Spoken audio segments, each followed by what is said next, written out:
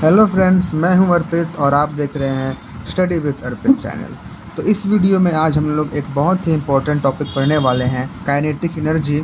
इसके बारे में समझेंगे और इसका फॉर्मूला डिराइव करने सीखेंगे। ठीक है, तो देखिए काइनेटिक एनर्जी क्या होता है। तो kinetic energy is the energy possessed by a body because of its motion. Kinetic energy एक प्रकार का एनर्जी है जो कि एक बॉडी में उसके मोशन की वजह से आता है।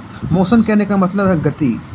जिस भी बॉडी में एनर्जी अगर उसके गति के कारण है तब उसको बोलेंगे काइनेटिक एनर्जी। जैसे एक रनिंग लियोपार्ड है, तो लियोपार्ड दौड़ रहा है तो उसमें मोशन है और उसका जो एनर्जी होगा उसको बोलेंगे काइनेटिक एनर्जी।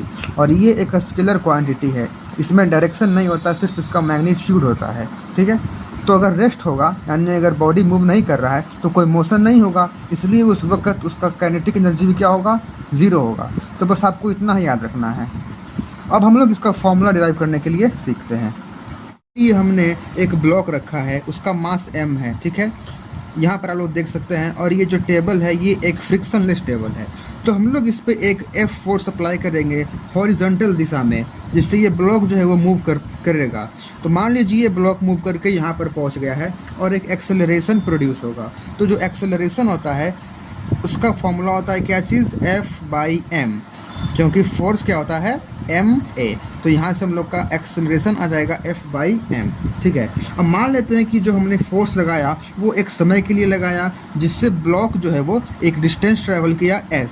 ठीक है, और उसको एक वेलोसिटी मिला v। तो हम लोग यहाँ पर एक एक्टिविटी जो यहाँ पर a से b के बीच में हुआ उसके हम लोग यहाँ पर देखेंगे और उसका मदद से हम लोग जो है वो ये फॉर्मूला निकालेंगे। तो आप देख सकते हैं। तो यहाँ पर A to B जो एक्टिविटी हुआ, यहाँ पर हम लोग तो हम लोग यहाँ पर यूज़ करेंगे इक्वेशन ऑफ मोशन का थर्ड लॉ, जो कि है v² - u² = 2as। तो यहाँ पर हम लोग का u का वैल्यू क्या है, 0 है। तो हम लोग का हो जाएगा v² = 2as। ठीक है, अब देखिए यहाँ पर हम लोग क्या करेंगे, v² = 2 गुना a का वैल्यू हम लोग का F/m आया था, तो यहाँ पर उसको पुट करेंगे। तो F/m गुना s। ठीक है, और यहाँ से हम लोग जो है वो f का वैल्यू निकालेंगे। तो क्या हो जाएगा, v² = 2Fm/s। यहाँ से क्रॉस मल्टीप्लाई कर देंगे तो हम लोग का आ जाएगा 2Fs। और यहाँ से हम लोग f का वैल्यू निकालेंगे तो वो हो जाएगा क्या, mv²/2s। ठीक है, तो ये हम लोग का फोर्स का वैल्यू आ गया। अब हम लोग यहाँ से वर्क डन निकालेंगे जो कि इस ब्लॉक पे लगा फोर्स के कारण। ठीक है, तो हम लोग यहाँ पे क्या निकालते हैं, वर्क डन निकालते हैं, जो कि work done on block by force. ठीक है, तो हम लोग वर्क का फॉर्मूला जानते हैं, वो होता है फोर्स इनटू डिस्प्लेसमेंट। तो यहाँ से हम लोग का क्या हो जाएगा, फोर्स का हम लोग का फॉर्मूला यहाँ पर आया है mv²/2s। इसको यूज़ करेंगे साथ में मल्टीप्लाइड बाई s।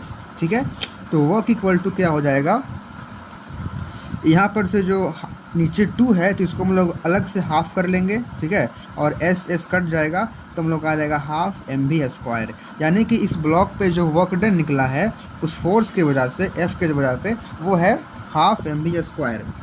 तो हम लोग जानते हैं जो वर्क और एनर्जी है वो एक सिमिलर टर्म है। ठीक है, तो यहाँ पर होता क्या है, ये जो वर्क डन है यही एनर्जी में बदल जाता है। ठीक है, और इस केस में हम लोग का जो वर्क डन है ये काइनेटिक एनर्जी में बदल जाएगा, क्योंकि बॉडी ने एक मोशन गेन किया है। ठीक है, इसलिए हम लोग यहाँ पर लिखेंगे work done equal to kinetic energy, और जो फॉर्मूला हो जाएगा काइनेटिक एनर्जी का ये हो जाएगा हाफ mv²। ठीक है, तो आज का टॉपिक हम लोग यहीं पर रहने देते हैं। हाँ, एक बात मैं आपको और बता दूं कि काइनेटिक एनर्जी जो है वो मास और वेलोसिटी के स्क्वायर पे डायरेक्टली डिपेंड करता है।